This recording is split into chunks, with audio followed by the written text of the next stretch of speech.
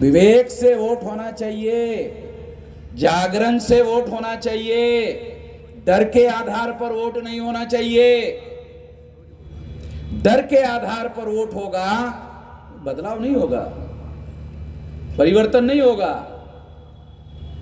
और बहुत बड़े पैमाने पर डर पैदा किया जा रहा है। मैं इसके बहुत ज्यादा विरोध में हूं, सारे देश भर में इसके विरोध में हूं। सारे देश भर में हमारा जो संगठन है, कैडर बेस्ड ऑर्गेनाइजेशन है, सारे देश भर में ये बात हम लोगों को समझा रहे हैं, ये समझा रहे हैं, बता रहे हैं। जो लोग लोगों के अंदर डर पैदा कर रहे हैं, वो लोगों के अंदर जागरण पैदा नहीं होने दे रहे। लोगों के अंदर जागरण पैदा करने की जरूरत है। जागरण से विकल्प खड़ा होगा, जागरण से अल्टरनेटिव खड़ा होगा, और जागरण करना जरूरी है। कांग्रेस जाएगी तो बीजेपी आएगी, बीजेपी जाएगी तो कांग्रेस आएगी। क्या होगा? तो पहले भी हुआ। 84 में 26 जनवरी 1950 को संविधान लागू हुआ, 1952 से प्रथम लोकसभा का चुनाव हुआ, वोट से होता था। चुनाव वोट से ही होता था, वोट से ही हो रहा था।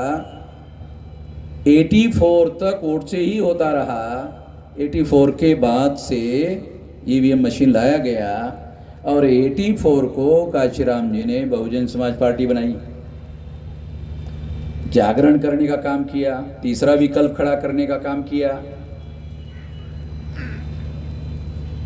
कांग्रेस जाएगी तो बीजेपी आएगी, बीजेपी जाएगी तो कांग्रेस आएगी। क्या मतलब होगा? मैं तो नहीं जानता इसमें कोई बदलाव होगा। तीसरी शक्ति का निर्माण होना जरूरी है। कम से कम तीसरी शक्ति इतनी बड़ी होनी चाहिए कि जो फुले शाहू अंबेडकर की विचारधारा को लेकर चलने वाले जो लोग हैं, वो कम से कम बैलेंसिंग पावर में हो। अगर वो रूलिंग पावर में नहीं है तो कम से कम बैलेंसिंग पावर में हो। ये खबरदारी आपको लेनी चाहिए। अगर मैं अपने लेवल पर खबरदारी लेने का काम करता हूं, तो मेरे अकेले के लेवल पर खबरदारी लेने से बात नहीं होगी। लोगों के लेवल पर, जनता के लेवल पर ये खबरदारी लेना जरूरी है। इसलिए ये बात खास तौर पर मैं समझा रहा हूं। मैं भी लोगों की बातें सुन रहा था। मैं 18 साल 3-4 महीने की मेरी उम्र थी, तब से मैं आंदोलन में हूं। अभी मेरी उम्र 67 साल की है, तो राउंड अबाउट 50 साल हो गए। या तो बहुत सारे लौंडे तो अभी 25-30 साल के भी नहीं होंगे। और जब मैंने आंदोलन शुरू किया था, हम आंदोलन कर रहे थे, तो पैदा भी नहीं हुए थे। चलो पैदा हो गए तो अभी तो मेरे को ऑब्जेक्शन तो है नहीं। तो मैं, जो लोग नौजवान लोग हैं, उन लोगों को आने वाले समय में उनके भविष्य का मामला है, उसके लिए बता रहा हूं। ऐसे नौजवान लोगों के भविष्य का मामला है, और इस परिस्थिति को बदलने की आवश्यकता है। इसलिए हम लोग ईवीएम का मुद्दा उठा रहे हैं, क्योंकि ईवीएम क्या कर रही है? ईवीएम वोटों की चोरी कर रही है। वोट का अधिकार क्या करता है? जानते हो, वोट के अधिकार में 2 अधिकार शामिल है। वोट के अधिकार में 2 अधिकार शामिल है, शासक चुनने का, शासक बनने का। ध्यान से सुनो, तो बता रहा हूं। वोट का अधिकार जो है, उसमें 2 अधिकार शामिल है।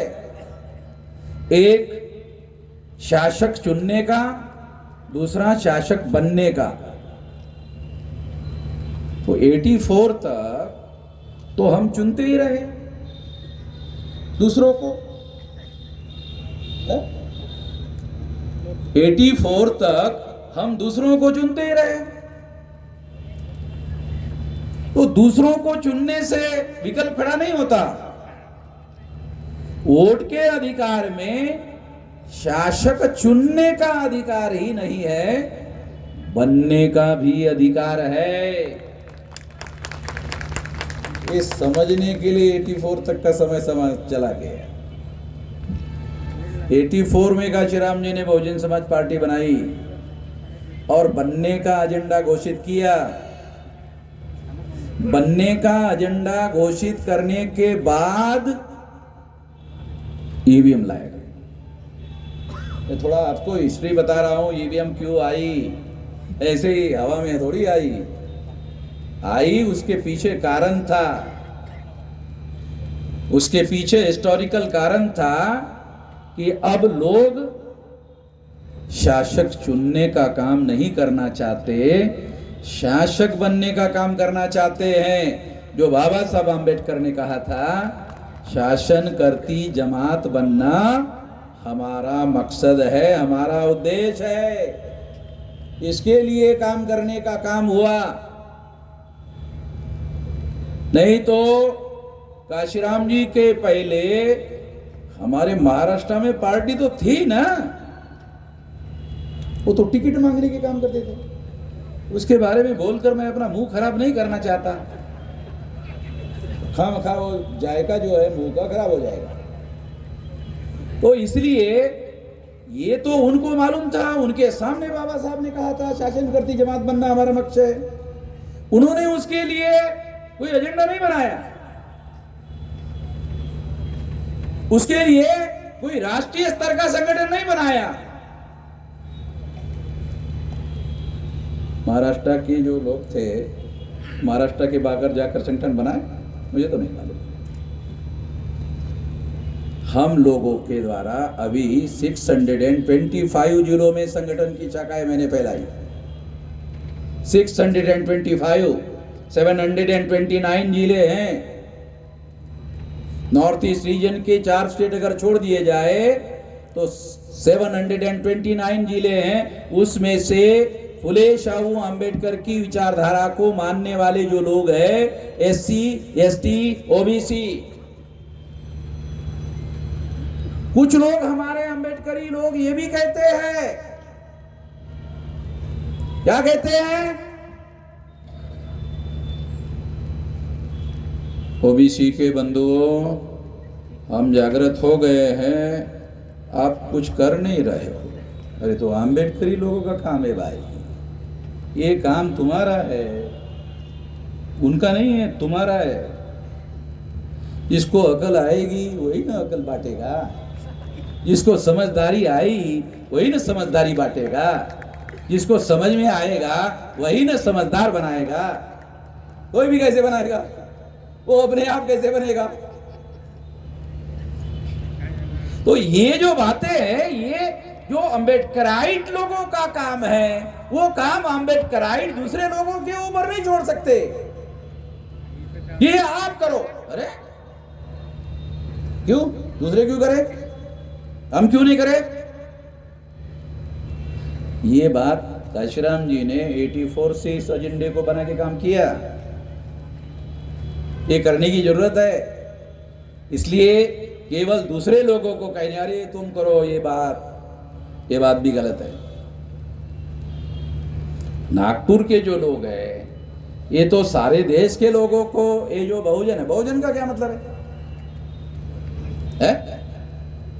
केवल अंबेडकरी बहुजन होता है क्या है? अगर अंबेडकरी ही बहुजन होता तो फिर अंबेडकरी शब्द के लिए बहुजन दूसरा शब्द काय के लिए आया? अंबेडकरी रहना चाहिए था, बहुजन काय के लिए लाया गया? बहुजन लाया गया, इसका मतलब यह है कि अंबेडकरी से आगे अब इसको बढ़ोतरी करने की जरूरत है, बहुजन लोगों तक ले जाने की जरूरत है। शेड्यूल कास्ट के लोग 15%, शेड्यूल ट्राइब के लोग 7.5%, 22.5%, 52% लोग ओबीसी, कितने हो गए? 74.5%, 10-12% लोग अगर ये माइनॉरिटी मान लो, हो गए 85%, तो 85% की बात काशी राम जी ने कही। ये काल्पनिक बातें नहीं बता रहा हूं। तो अंबेडकरी का क्या मतलब है? नागपुर के लोगों को बताने की जरूरत नहीं, अंबेडकरी का क्या मतलब होता है। अंबेडकरी का मतलब है लिमिटेड, उतने लिमिटेड लोगों से इंदिरा में चुनकर ला सकते, दूसरी छोड़ो, है बुरा लगेगा। इंदिरा में ला सकते? अरे जहां हमारी संख्या का अनुपात ज्यादा है वहां भी नहीं ला सकते। तो कोई कैलकुलेशन, कोई समझदारी की बात तो होनी चाहिए ना। जब हम समझदारी की बात करेंगे और बहुमत को जगाने की कोशिश करेंगे, उसके बाद बहुजन बनेगा। जो बहुमत वाले लोग हैं उसको जगाने का काम करके उसका जनमत बनाना पड़ेगा। वो जनमत जब आप बनाओगे उससे संगठित शक्ति का निर्माण होगा। उससे निर्माण हुई संगठित शक्ति से फुले शाहू अंबेडकर की विचारधारा के आधार पर बदलाव होगा। ये करना होगा। ये करने के लिए संगठित प्रयास की जरूरत है। इसलिए लिमिटेड लोगों के समर्थन से बड़ा बदलाव होने वाला नहीं है। जो हम चाहते हैं बड़ा बदलाव, वो लिमिटेड लोगों के समर्थन से होने वाला नहीं है। हमें बहुमत वाले जो लोग हैं उन लोगों को तैयार करना होगा और वैचारिक रूप से तैयार करना होगा। उनको फुले शाहू अंबेडकर की विचारधारा से तैयार करना होगा और उसके आधार पर बहुजनों का आंदोलन निर्माण करना होगा और उसके आधार पर बदलाव होगा। जो बदलाव हम चाहते हैं वो करना होगा। इसके लिए सारे देश भर में संगठित शक्ति का निर्माण करना होगा और लोगों को जो अंबेडकरी कहते हैं उनको मानसिकता से बहुजन बनाना होगा। उनको बहुजनों को तैयार करने के लिए मानसिक रूप से तैयार करना होगा। जो जागृत है वही दूसरों को तैयार करने का काम कर सकते हैं। ये मौलिक बात हमको समझना होगा। इसको समझकर ही हम आगे बढ़ सकते हैं। इसलिए साथियों, मैं आप लोगों को जो बातें कह रहा हूं वो आप लोगों को कोई ब्लेम वगैरह देने के लिए नहीं कह रहा हूं। मैं आप लोगों को जिम्मेदारी का एहसास करने के लिए बता रहा हूं। ये हमारी जिम्मेदारी है, ये काम करना होगा। अगर ये काम हम करते हैं तो जो आप बदलाव चाहते हो वो होगा। ऐसा नहीं कि नहीं होगा।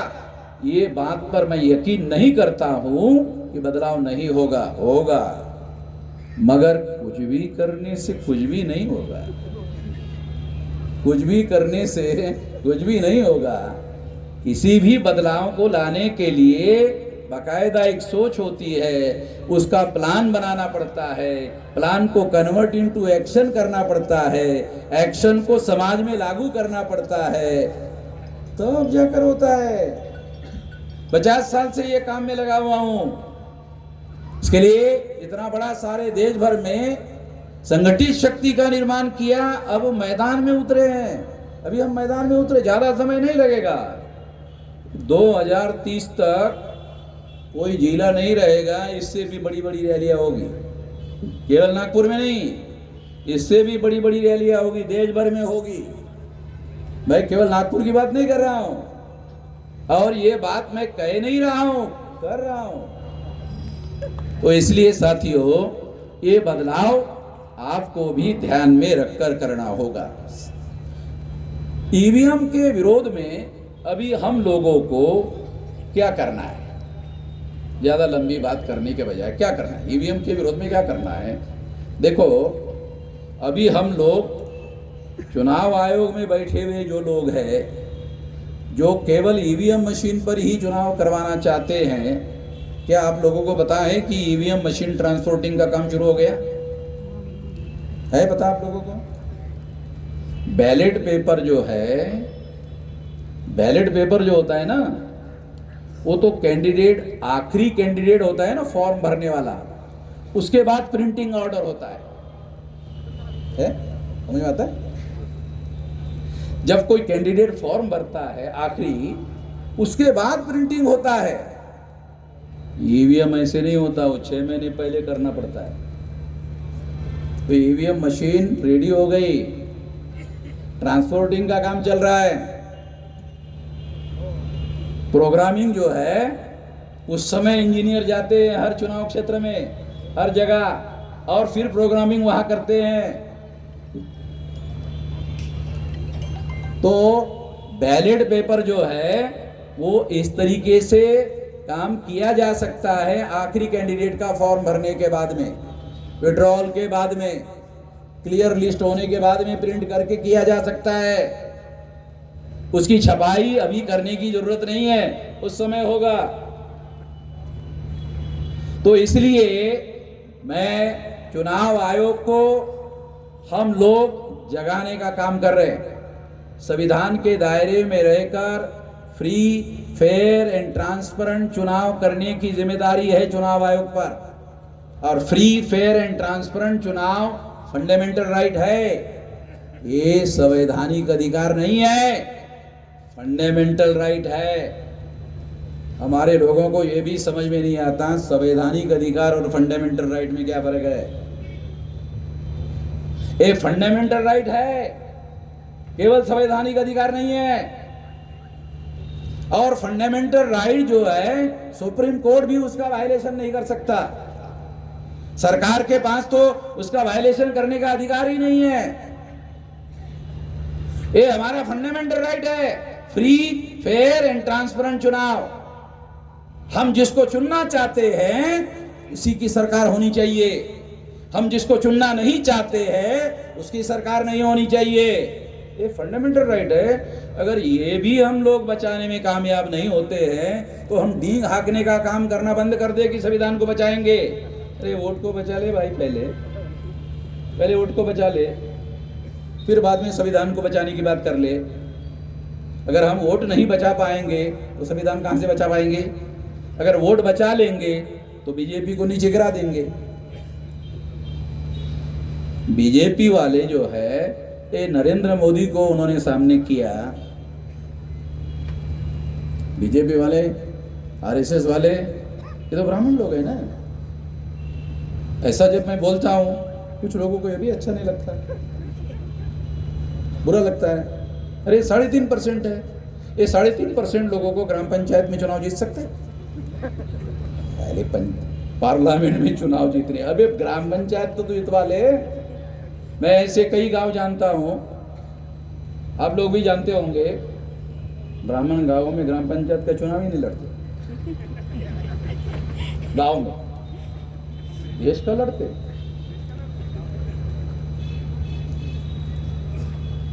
इस 3.5% लोग ग्राम पंचायत में पंच और सरपंच नहीं चुनवा सकते, वो देश के पंचायत में प्रधानमंत्री नॉमिनेट कर रहे हैं। ये Narendra Modi nominated prime minister है।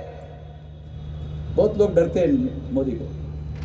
मैं तो ये ऐलानिए कहता हूं कि नरेंद्र मोदी ये रियल प्राइम मिनिस्टर नहीं है, ये नॉमिनेटेड प्राइम मिनिस्टर है।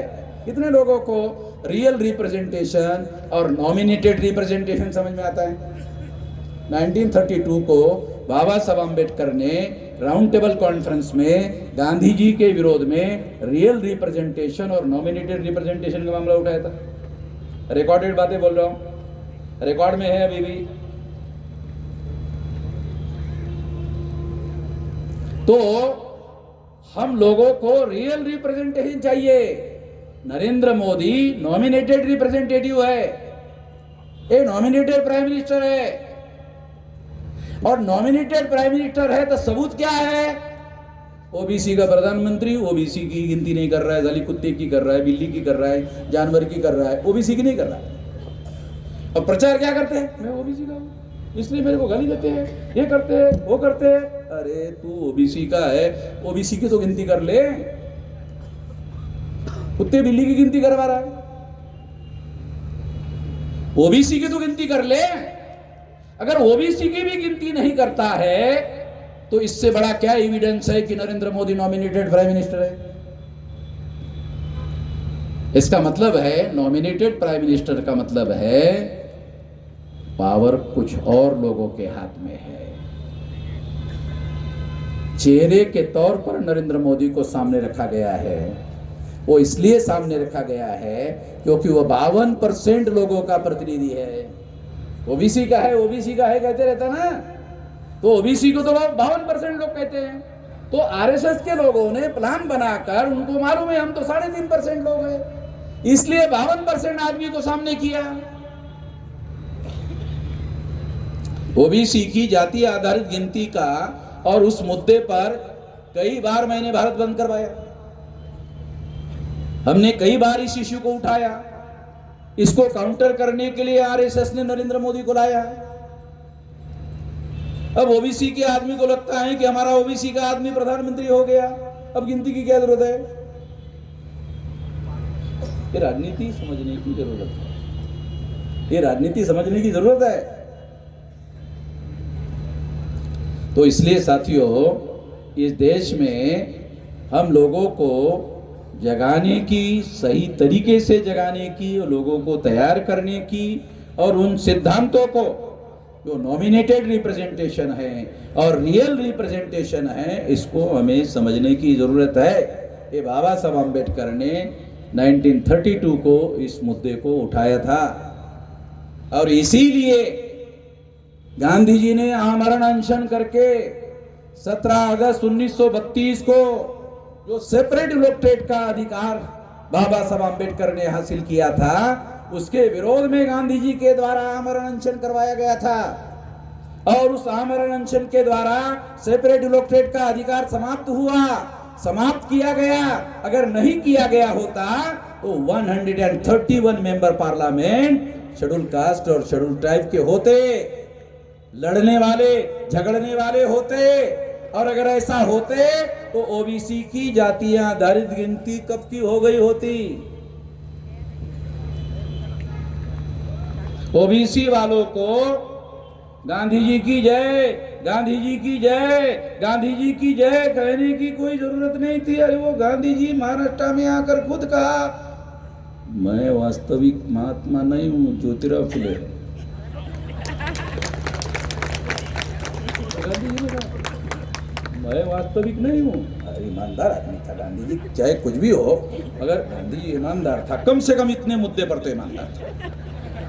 उसने कहा नहीं, ज्योतिराव फुले वास्तविक महात्मा है। तो मैं आप लोगों को ये बताना चाहता हूं, कहना चाहता हूं कि ये लड़ाई हम लोगों को, बहुसंख्य लोगों को तैयार करके लड़ी जा सकती है, जीती जा सकती है। उसकी रणनीति हमारे पास होनी चाहिए, उसकी प्लानिंग हमारे पास होनी चाहिए, रणनीति हमारे पास होनी चाहिए। केवल भाषण करने से नहीं होगा, संगठित शक्ति चाहिए। इसलिए साथियों, ईवीएम मशीन को हम लोगों को बदलना है, तो बदलने के लिए अभी हमारे पास चुनाव घोषित नहीं हुआ। जब वोट पड़ेंगे उसके पहले तक हम लोगों को ईवीएम फोड़ने के लिए देश भर में कमेटियां बनाना होगा।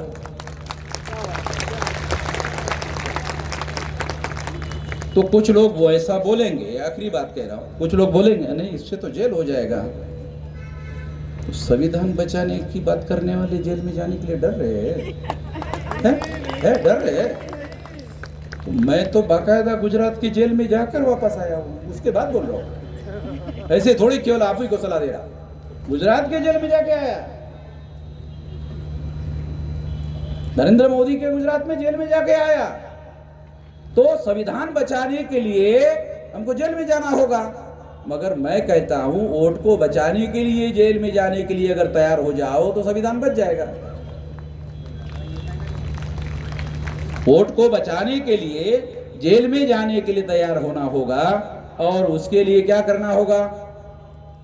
अगर हमारे जागरण से चुनाव आयोग नहीं जागा और बैलेट पेपर नहीं माना तो चुनाव तो होगा, ईवीएम से होगा, होने दो।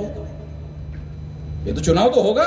जैसे हमारे कुछ साथियों ने कहा कि फिर भी वोट डालने के लिए जाना होगा, हाँ मैं भी कह रहा हूं जाना होगा। नहीं जाओगे तो फोड़ोगे कैसे? जाना पड़ेगा अंदर, तब ना फोड़ेंगे, अंदर जाना पड़ेगा। मैंने दिल्ली में कहा फोड़ेंगे, तो चुनाव आयोग ने ईवीएम में कोई गड़बड़ी नहीं है, मैंने मेरे पोस्ट में लिखा फोड़ेंगे, उसके नीचे लेटर लिख दिया। वो कांग्रेस वाले जो लोग हैं, उसका महासचिव है सुब्रमण्यम स्वामी, तो वो सुब्रमण्यम स्वामी बीजेपी वाला, तो कांग्रेस का महासचिव है, उसने लेटर लिखा चुनाव आयोग को, बातचीत करने के लिए समय दो। आप लोगों ने खबर पड़ा होगा कि बातचीत करने के लिए समय दो, चुनाव आयोग ने समय नहीं दिया, बातचीत करने के लिए समय नहीं दिया। तो कांग्रेस ने, उसके महासचिव ने क्या कहा, दूसरी चिट्ठी लिखा, बातचीत करने के लिए समय दो। अरे क्या बेवकूफी है भाई, तेरे को एक बार इतने महीने से, सितंबर से तुम समय मांग रहे हो, दे नहीं रहा, रिजेक्ट भी करने वाला लेटर भेजा, दोबारा परमिशन मांग रहे हो कि बोलने के लिए समय दो। अरे हमारे जैसा कांग्रेस के लोग मैदान में उतर जाए, कांग्रेस के लोग मैदान में नहीं उतर रहे। तुम लोग मैदान में उतरो, तुम लोग मैदान में उतर गए हो, उसका धन्यवाद देने के लिए कांग्रेस के आए, धन्यवाद देने के लिए आए।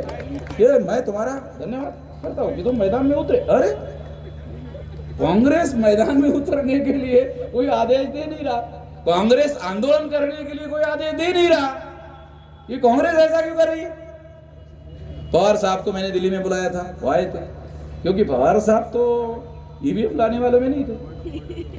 अगर मान लो कल कांग्रेस वाले बोलेंगे कि ईवीएम गलत है, तो बीजेपी वाले क्या बोलेंगे, तुमने तो लाया था। कांग्रेस वालों की नहीं समस्या हो जाती है, तुमने तो लाया था। अब जहां जहां भी कांग्रेस की सरकारें हैं, वहां वहां कम से कम रीजनल लेवल पर रेजोल्यूशन तो विधानसभा में पास करें, कम से कम विधानसभा में रेजोल्यूशन पास करें।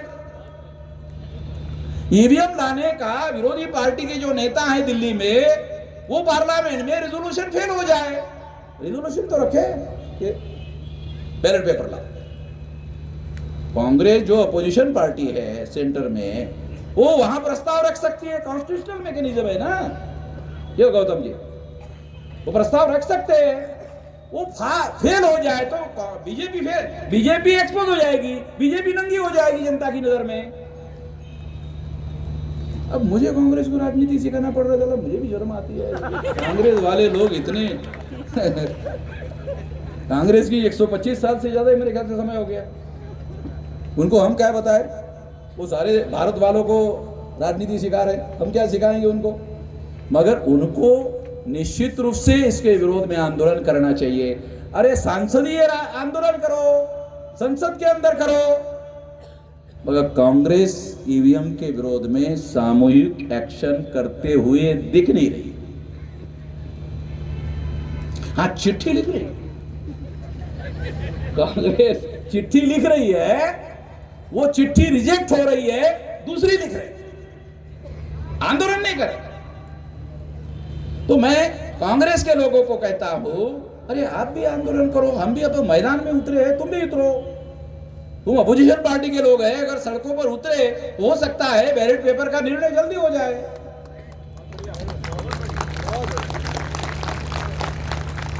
ऐसा हो सकता है, ऐसा मेरा मानना है। अगर कांग्रेस के लोग मैदान में उतरे तो जल्दी फैसला हो सकता है, क्योंकि जो इंडिया गठबंधन है, वो इंडिया गठबंधन में अभी कम से कम 26 पार्टी के लोग हैं।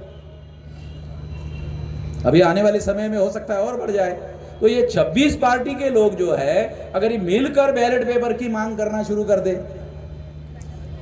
सड़कों पर उतरने का काम करे, अरे कुछ नहीं तो संसद से राष्ट्रपति भवन तक चलते जाए, इतना आसान का मतलब एक संसद की वहां इकट्ठा हो जाए, वहां चलते हुए जाए। अब इतना भी नहीं चल सकते।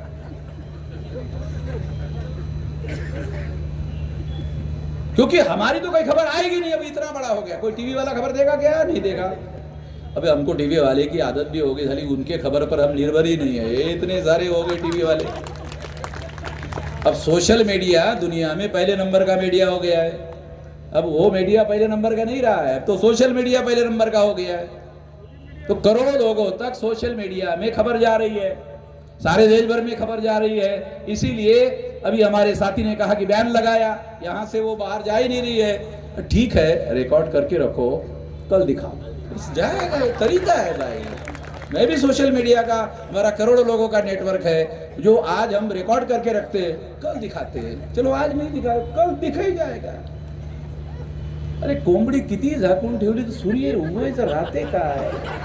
सूर्य तर तरी पण उगवतेच ना। तो इसलिए साथियों, मैं आखिरी बात कहकर अपनी बात समाप्त करना चाहता हूं कि हमें ईवीएम फोड़ने के लिए बूथ लेवल की कमेटियां बनानी चाहिए और राउंड अबाउट 13 लाख से 15 लाख तक बूथ होने की संभावना है सारे देश भर। तो यदि जिले के लोग निर्धारित कर ले 1 महीने में आपके जिले में जितने बूथ है वो सारे बूथ लेवल पर कमेटियां निर्धारित हो सकती है। अगर सारे बूथ लेवल पर आप कमेटियां बना लेते हो तो आप ईवीएम फोड़ने के लिए वहां तैयार रहोगे। तो एक आदमी जाके फोड़ेगा तो चुनाव आयोग दूसरी मशीन लगाएगा, तो इसलिए 5 आदमी कम से कम कमेटी में होनी चाहिए। अगर 5 बार फोड़ना पड़े तो 5 बार फोड़ेगा।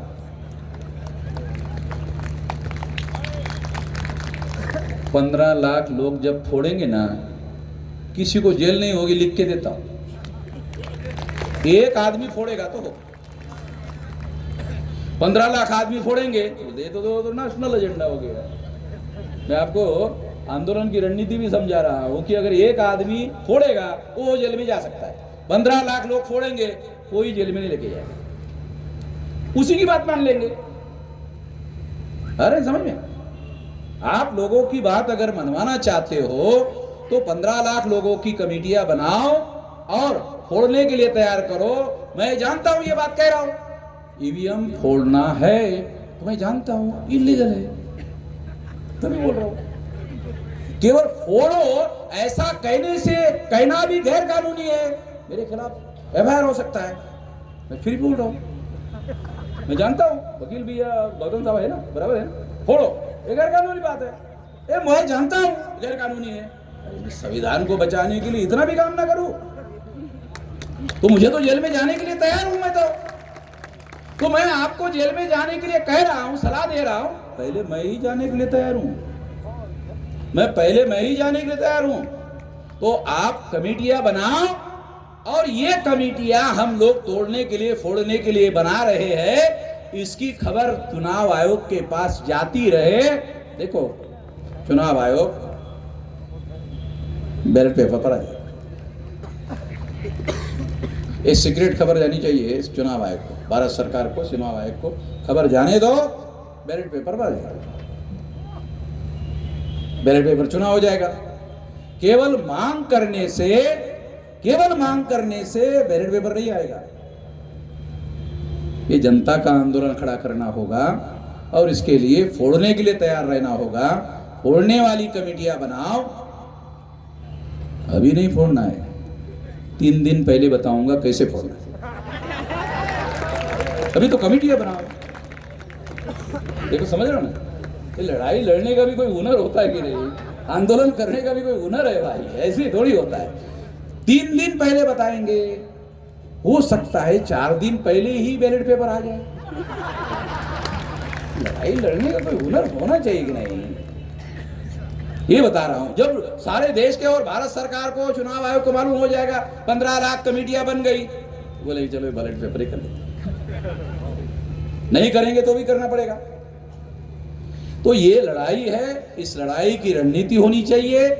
जिस लड़ाई की रणनीति नहीं होती है वो लड़ाई न लड़ी जा सकती है न जीती जा सकती है। इस तरीके से हम ये लड़ाई जीत सकते हैं। तो ईवीएम मशीन फोड़ने के लिए फोड़ने वाली कमेटियां बनाओ, 3 दिन पहले फोड़ने की बात बोलूंगा।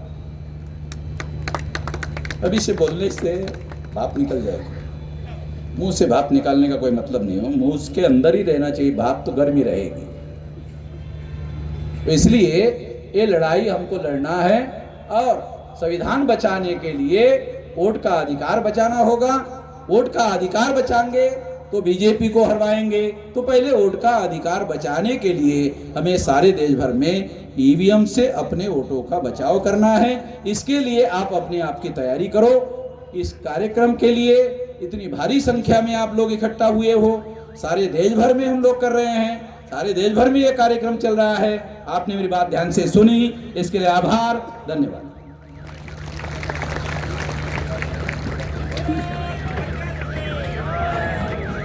बहुत बहुत धन्यवाद। समय वैसे भी समाप्त हो रहा है, केवल 2 मिनट बचे हैं 10 बजने को। तो इस कार्यक्रम की आज समारोह हम राष्ट्रगीत से करने वाले हैं। अपनी अपनी जगह पे खड़े हो जाए। हम इस कार्यक्रम का समारोह राष्ट्रगीत से करेंगे। सबसे विनती है कि अपनी अपनी जगह पे खड़े हो जाए।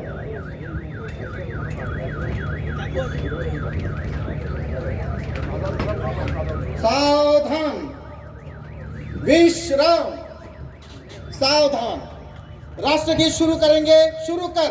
जन गण मन अधिनायक जय हे भारत भाग्य विधाता, पंजाब सिंह